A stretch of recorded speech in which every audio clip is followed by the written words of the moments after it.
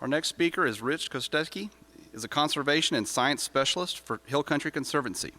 Over the last several decades, Rich's work has focused on conservation of birds and their habitats in Texas, land protection, and planning.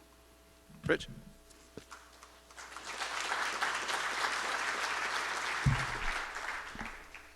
Thank you. So I'm going to talk a little bit about wildlife in Ashe Juniper. Full disclosure, I'm not going to be presenting any new research, but I think it's a good idea to kind of review some of the information that's been put out there. So I'm going to talk a little bit about that, make some observations, make some suggestions.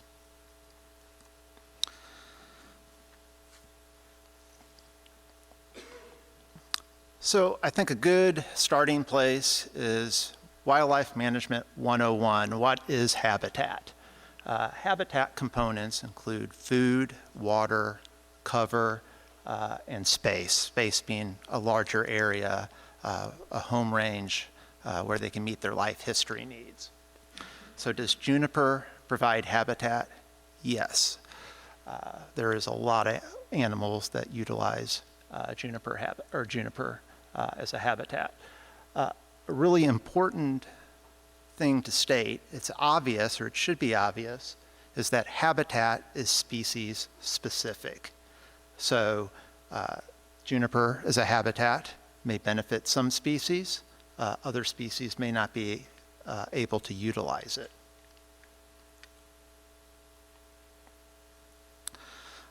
Another point I want to make about juniper as habitat is it seems we have some narratives out there that kind of focus on only one form or type of juniper. So you hear a lot about these regrowth juniper, dense stands, invading grasslands, that sort of thing. But juniper occurs across the landscape in a variety of settings, a variety of forms and structures. So if you look at the ecological mapping systems of Texas, there's at least 15 associations or systems on the Edwards Plateau with juniper in the name. These are all, kind of different. Here's just some samples of different systems, and if you look at them, you can see structurally they're different. The vegetative community, the species that juniper co-occurs with, varies. And each of these are going to provide different wildlife habitat values.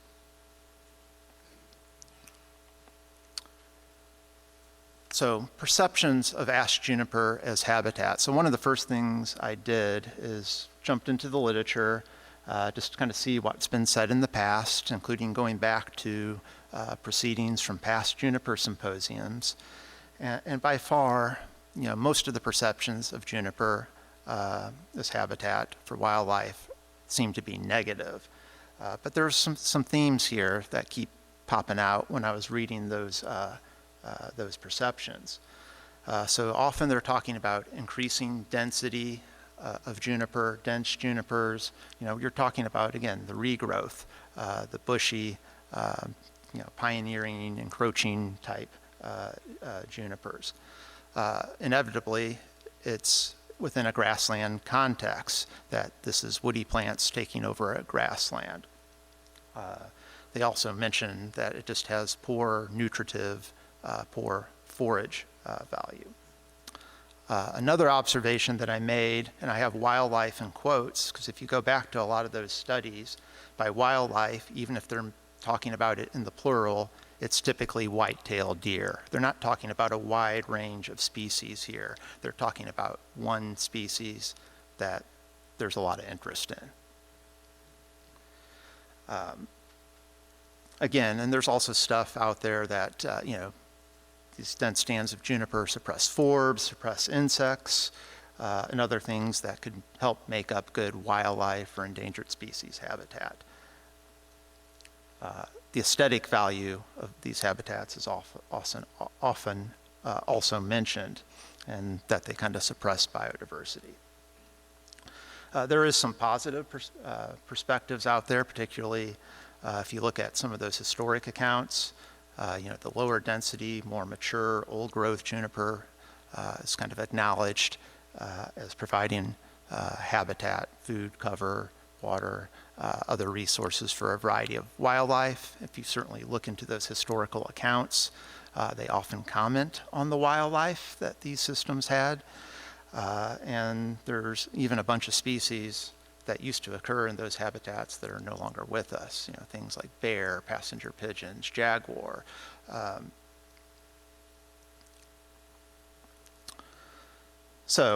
Ashe juniper is certainly good for the golden cheek warblers. The distribution of Ashe juniper actually matches pretty closely the breeding range of the golden cheek warbler, which is that orange or peach color. Again, an important thing I like at least reiterating with the warbler is they use juniper oak woodland. So it's not all juniper, it's not necessarily regrowth shrubby juniper, but it's a mature woodland. From one recent study, they approximately found peak densities of warblers at about 65% juniper cover. They occurred at lesser juniper cover. They occurred at more juniper cover. Again, the warblers do rely on the juniper. They need the peeling bark of the mature junipers to actually build their nest. They could actually place their nest in any tree species that's available, but Ashe junipers just tend to be a very common tree species, so they tend to be the common or preferred nest substrate. In terms of feeding, particularly early in the season, oaks seem to be important for the warblers, but they will shift and utilize junipers for feeding. And there's at least one study I'm aware of that looked at insect loads in junipers and oaks and maybe like some other species like cedar elm in warbler habitat. And they actually found that the insect loads were actually pretty similar. These were I think they only went to maybe like order or, family level on that. But, kind of this idea that there's no insects in juniper, so there can be no, invertebrate bird food, is maybe a little misleading. What may be important is they utilize these different feeding substrates differentially across the year. So there may be seasonal differences on when they actually feed in these different trees. Another point I want to make, and I think it's important for the warbler, but I think it's important for any species of wildlife. But there's been some studies with the warbler, that kind of highlighted that wildlife habitat relationships are dynamic, and there's a lot of local and regional variation. So depending on where you are in the warbler's range, depending on what the vegetation community is, there's going to be different relationships. They're going to use different amounts of juniper canopy cover in some areas, and that's going to vary. The important part really to be aware of here is we have a tendency, a study comes out, we tend to generalize and make broad inferences based on those studies. That can be a little dangerous because there's a lot of evidence out there that there is a lot of variation. And so if you do a study in the eastern edge of the hill country around Austin, it may not apply to the western hill country out in the Bandera Canyon lands. Again, different climate, different tree communities involved. And so we have to be really careful about making those broad generalizations about what is habitat for a species, because even a species like the golden cheek warbler that has a fairly restricted breeding range, what they'll utilize can vary widely depending on where you're at.